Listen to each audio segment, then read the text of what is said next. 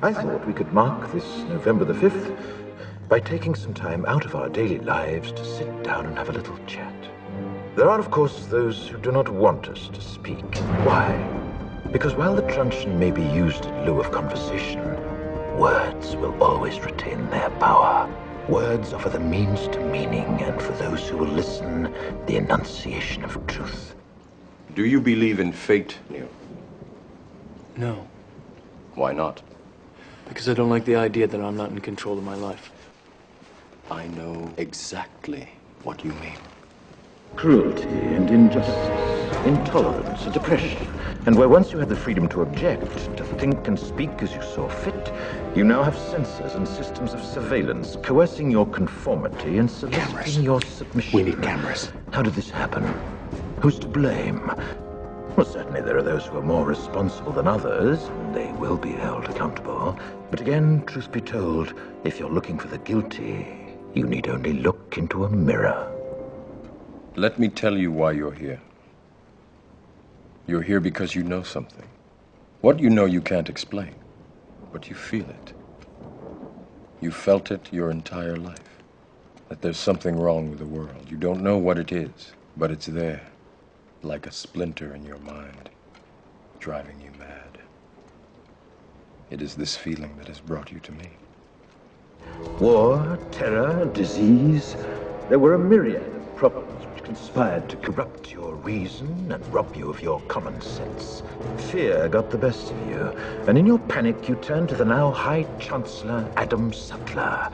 He promised you order, he promised you peace, and all he demanded in return was your silent, obedient consent. Do you know what I'm talking about? The Matrix? Do you want to know what it is?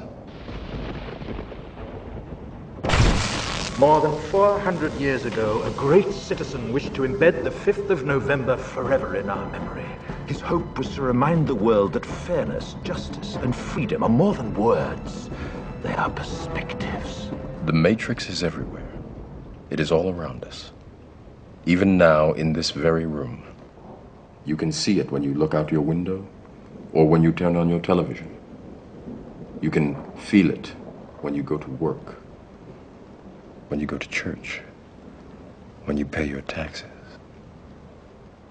It is the world that has been pulled over your eyes to blind you from the truth. What truth? That you are a slave, Neo. Like everyone else, you were born into bondage, born into a prison that you cannot smell or taste or touch. A prison for your mind.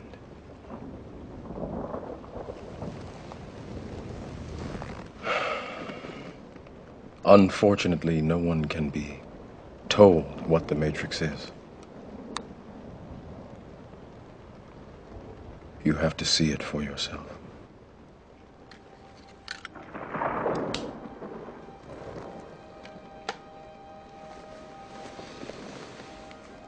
This is your last chance. After this, there is no turning back. You take the blue pill, the story ends. You wake up in your bed and believe whatever you want to believe. You take the red pill, you stay in Wonderland, and I show you how deep the rabbit hole goes.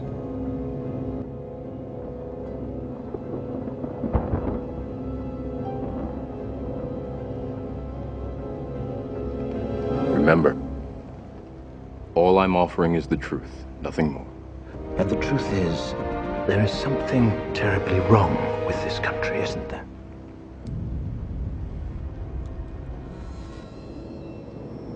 What is the Matrix?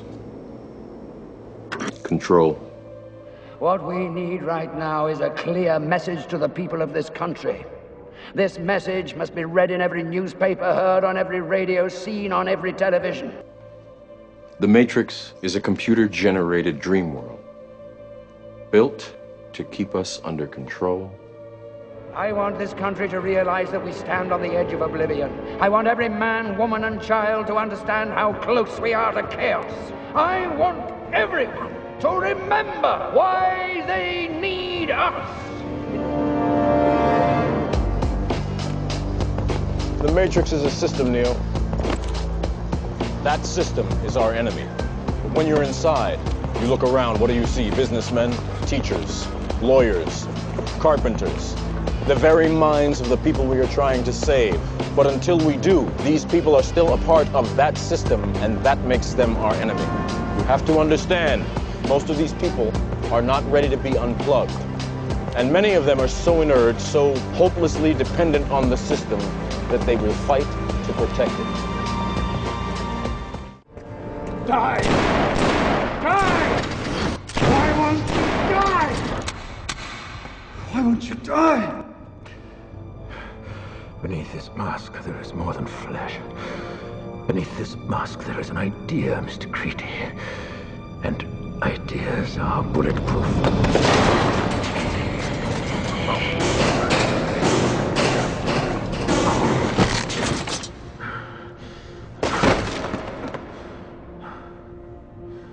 People should not be afraid of their governments. Governments should be afraid of their people.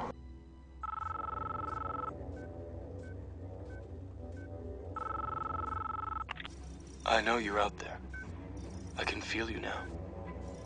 I know that you're afraid. You're afraid of us. You're afraid of change. I don't know the future. I didn't come here to tell you how this is going to end. I came here to tell you how it's going to begin.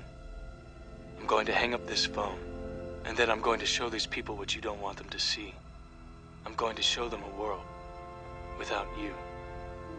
A world without rules and controls, without borders or boundaries. A world where anything is possible. Where we go from there is a choice I leave to you.